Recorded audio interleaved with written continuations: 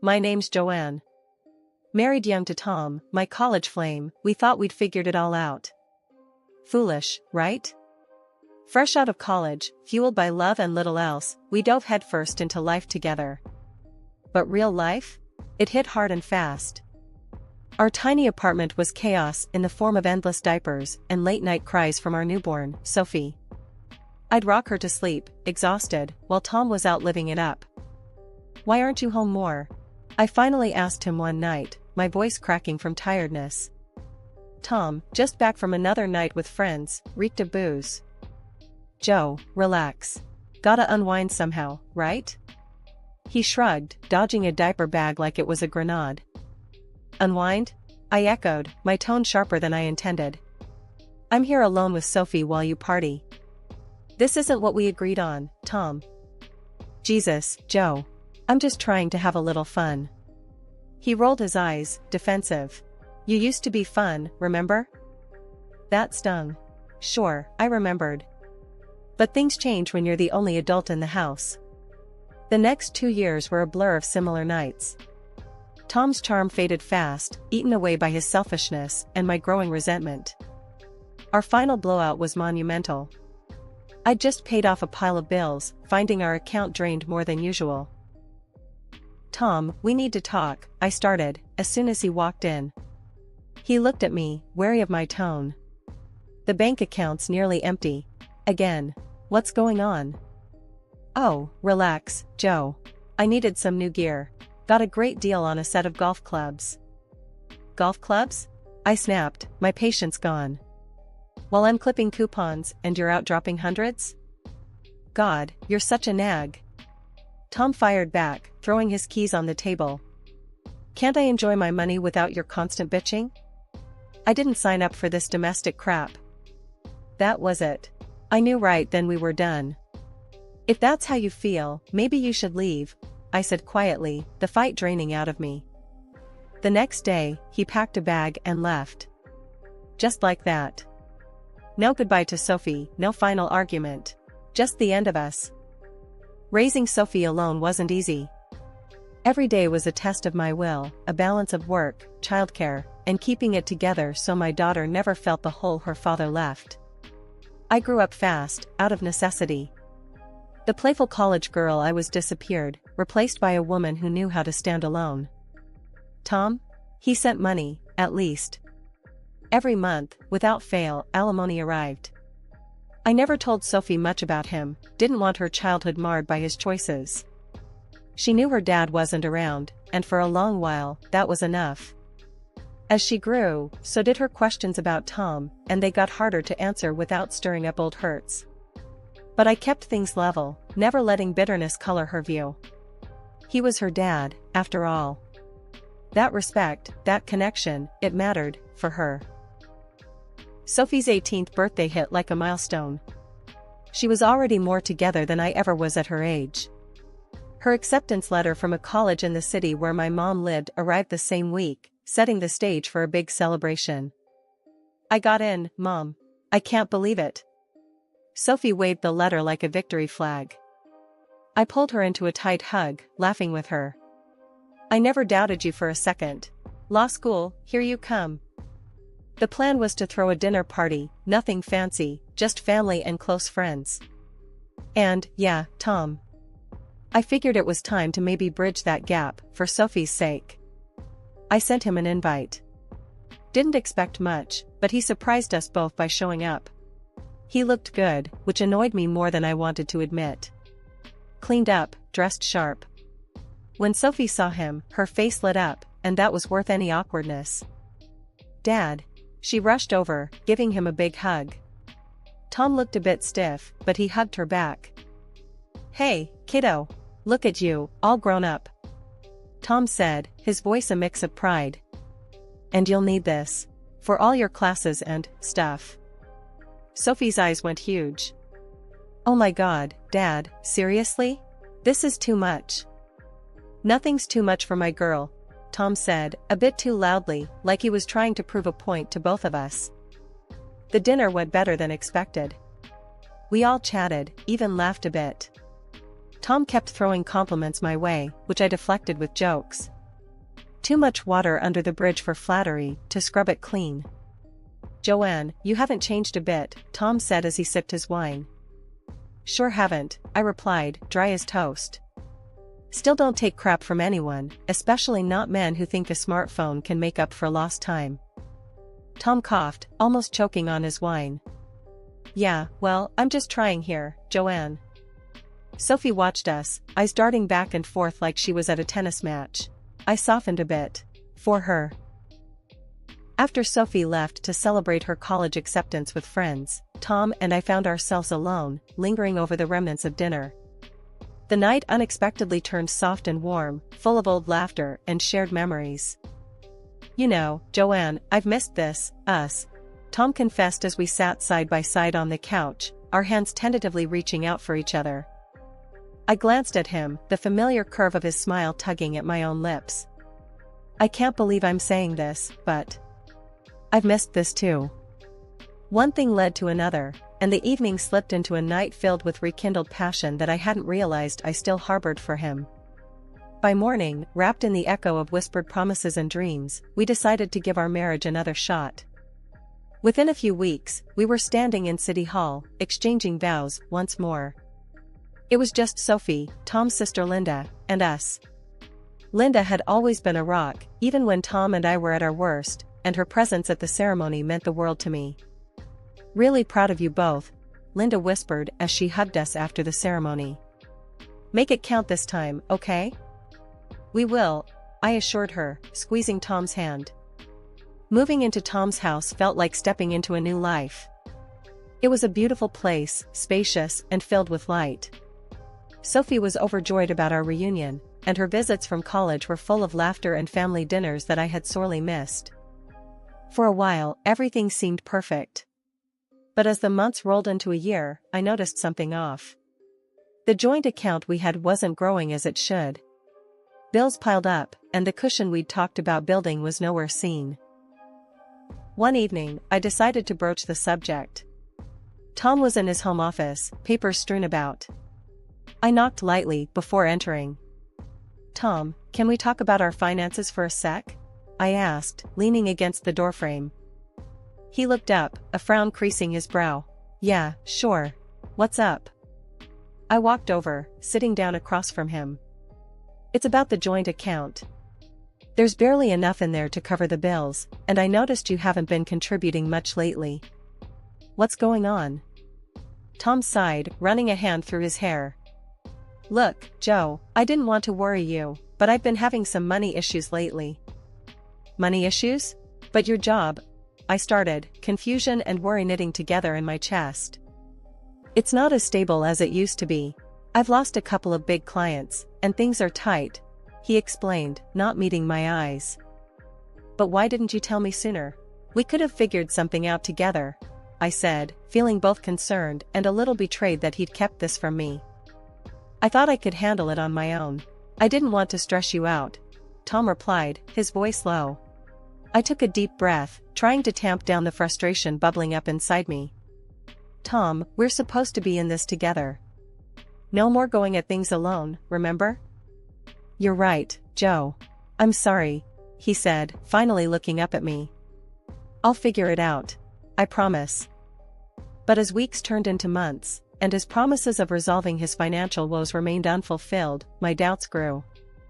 Deep down, I couldn't shake the feeling that perhaps Tom hadn't changed as much as he claimed. Year after year, the gap between Tom's promises and his actions grew wider. Every month, I found myself managing our household alone, every expense paid from my pocket, while Tom paraded his splurges online like some kind of celebrity. One evening, I cornered him as he was uploading yet another video of himself in a rented luxury car. Tom, we need to talk about the budget. The utility bill is overdue, and the groceries aren't going to buy themselves. He barely glanced up from his phone, his thumbs still tapping away. Yeah, I got it, Joe. I'll transfer some cash tomorrow, okay? But you said that last week, I pressed, trying to keep my voice even. And the week before. We can't keep living like this. Tom sighed, irritation flashing in his eyes as he pocketed his phone. You're blowing this out of proportion. Everyone thinks we're doing great. That's the problem, Tom. It's all for show. Friends think we live in luxury because of your damn posts. They don't see me counting every cent, struggling to keep us afloat, I said, my voice rising with every word. Come on, Joe, you're being dramatic. Look, I got you that necklace you always wanted, he said, attempting to smooth things over with a grin. I touched the expensive piece of jewelry around my neck, a gift that felt more like a bribe. I didn't need a necklace, Tom. I need a partner. Someone who actually contributes. Tom's face hardened. I contribute in my own way. Maybe if you weren't so uptight about money, you'd see that. Uptight? Tom, I'm realistic. Someone has to be. I retorted, exasperated. You're living in a fantasy world. These gadgets, these cars, it's like you're trying to prove something. Tom scoffed, shaking his head. What do you want me to do, huh? Sell everything and live like a monk? No, I want you to grow up. I want you to think about us, about your family, not just your next Instagram post, I said, my words slicing through the tension between us. This conversation, like so many before it, went nowhere. Days turned into weeks, and Tom's habits remained unchanged.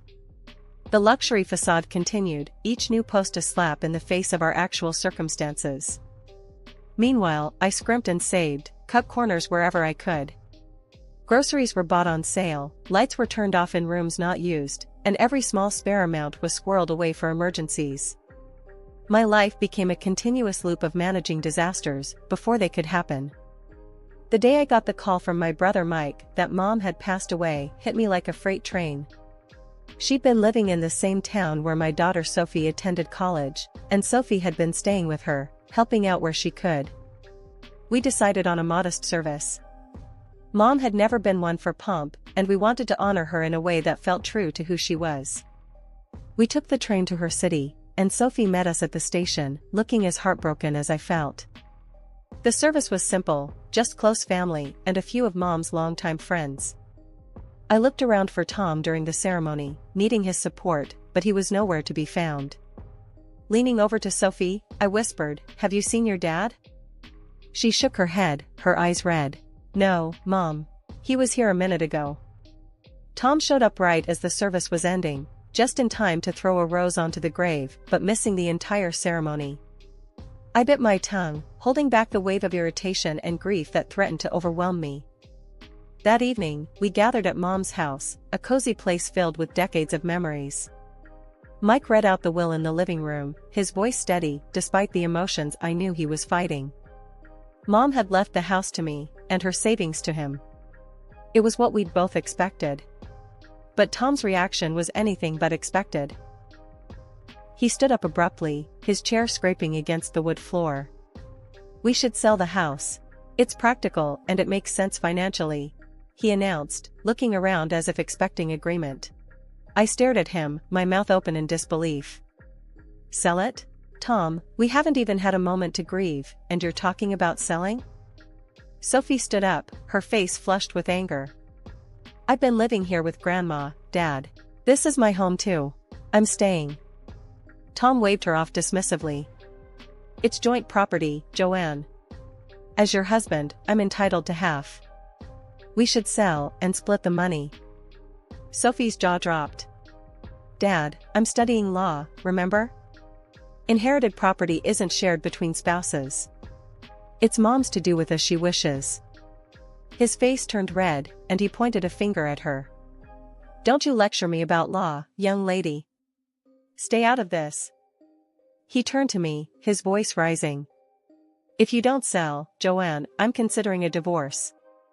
Think about what that will mean."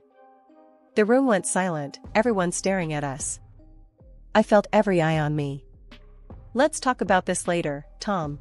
Not here, not now," I said quietly, trying to keep the dignity of the occasion intact.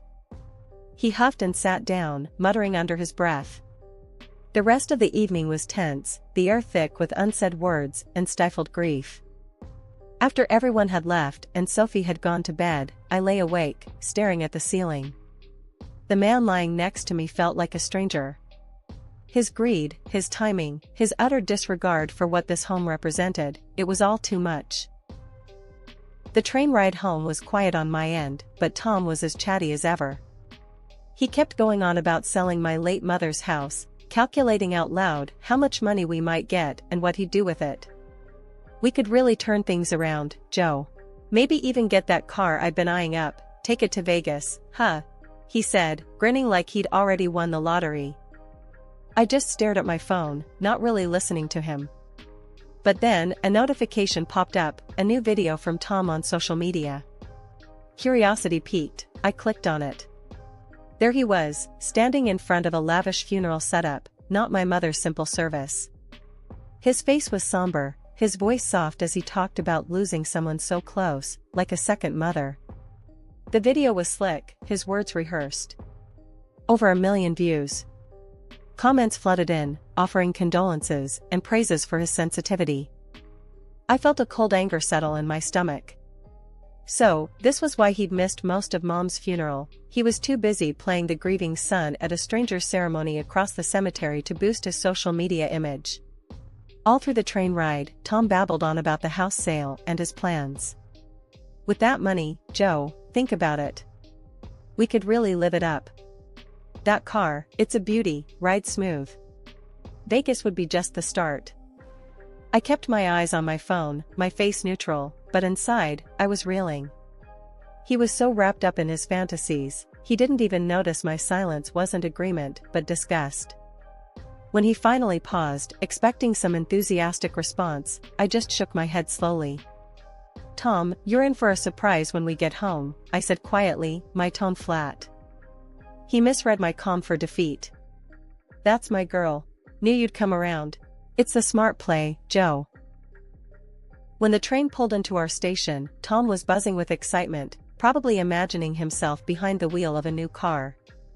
I felt nothing but a resolve so sharp it almost scared me. This was the end of the line, not just for our trip, but for us. As we walked through the doors of our home, Tom was already on his phone, likely bragging about his victory to someone. I let him prattle on as I went to the bedroom, my decision clear in my mind.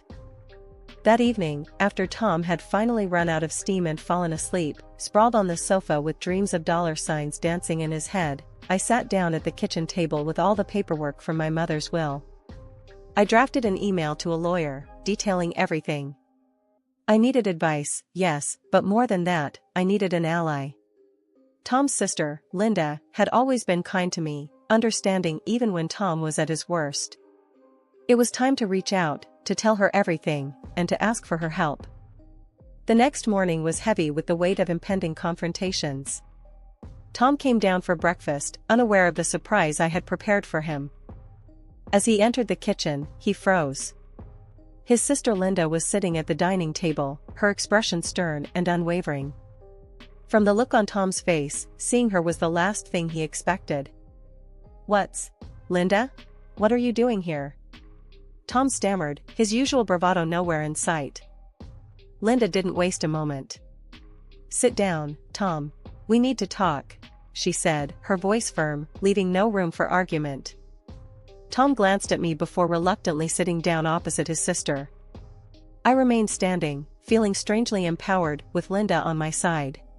Linda turned to me, nodding slightly as if to say, "Go ahead." I took a deep breath. Tom, I told Linda everything, about your spending, your demands to sell my mother's house, and your threats of divorce.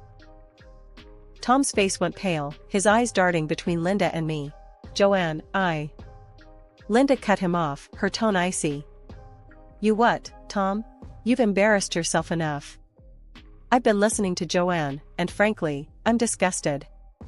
She turned her full attention to Tom, who seemed to shrink under her gaze. You haven't grown up at all. You're still acting like a spoiled child. And this house? Did you ever stop to think about what you've actually contributed to it? Nothing. This house belongs to me. I let you live here out of pity. Tom's mouth opened and closed, but no words came out. He looked like he wanted to argue, but knew he stood no chance against the truth. And there's more, Linda continued, her voice hard as steel. The alimony for Sophie? I've been the one sending it, Tom. Not you. You couldn't even manage that, could you? I felt a shockwave go through me. All these years, I thought Tom had at least done his duty by Sophie. I was wrong. Tom looked down, unable to meet either of our eyes. Linda shook her head. You're not just a failure as a husband and a father. You failed as a man. I felt tears well up, not from sadness, but from the raw, harsh truth Linda was laying bare. I stepped forward, my voice shaking but clear. Tom, I want the house to go to Sophie. She deserves it, and it's what my mother wanted. At that, Tom shot up from his seat, fury replacing his earlier defeat. I don't care about Sophie. I want my share. If I don't get it, I want a divorce. After these words, something snapped in me. I reached into my bag and pulled out the divorce papers I had prepared, my hands steady now. Here, Tom. You want a divorce? You got it. Sign these. Tom's face went from red to white, his rage deflating like a punctured balloon. You can't do this to me, Joanne. I'll ask for alimony. I couldn't help but laugh, a short, bitter sound. Go ahead. Try. You might find our daughter a tougher opponent in court than me. His hand trembled as he took the pen and signed the papers, each stroke heavy with the weight of his failures. Without another word, he grabbed his coat and left, the door slamming shut behind him. After the dust settled from the divorce, I moved back to the city where I grew up and settled into my mother's house. Now, the house buzzed with the excitement of new beginnings. My daughter, Sophie, after graduating college, had gotten married and was now expecting her first child. She and her husband, Matt, decided to move in with me. One quiet afternoon, as I tended the garden, my phone rang. I wiped my hands on my apron before answering. Seeing Tom's name flash on the screen gave me a moment's pause. Joanne, hey, I need a favor. Tom's voice sounded through the receiver, hesitant and a bit desperate. What kind of favor, Tom? I asked, my tone guarded but polite. It's about money. I've got myself into some trouble with debts, big ones. I was hoping you could help me out. He confessed, his voice strained. I couldn't help but let out a small, incredulous laugh. Tom, I think you've got the wrong idea. I'm not in a position to help you with that. There was a silence, then he chuckled dryly. Well, I had to ask, right? Anyway, how about we give it another shot? Marry me again, Joanne. We could start over. The suggestion was so absurd, I laughed outright. Marry you again? Tom, I'm not about to step on that same rake a third time. No, thank you. His sigh was audible over the phone. Guess I had that coming. All right then, take care, Joanne. Later that week, I was on the phone with Linda, Tom's sister. We kept in touch regularly, a friendship forged through shared trials with her brother. Joanne, you won't believe what Tom tried to pull this time. He attempted to sell my house to cover his debts. Can you imagine? If I hadn't found out just in time, he might have actually gone through with it. Linda's voice was a mix of anger and disbelief. I'm just glad you caught him before it was too late, I responded, genuinely relieved for her. Yeah, well, that's the last straw. I've cut him off completely now. No more rescues. He needs to learn, she declared, her tone resolute. We talked a bit more about lighter topics, before saying our goodbyes. Hanging up, I felt a profound sense of peace. Cutting Tom out of my life was the best decision I had ever made. The chaos he brought with him was gone, and in its place was a calm, stable life with my daughter and her growing family. Sophie waddled into the kitchen just as I was putting the kettle on. Who were you talking to, Mom? Linda, I replied, watching her settle herself at the table. She was just telling me about the latest drama with Tom. Sophie shook her head, a smile playing on her lips. I'm glad we're out of that mess. I can't wait for the baby to arrive, to start our own little chapter here. Me too, honey. This house, this family, it's going to be filled with so much love and none of the drama, I said, reaching out to pat her hand.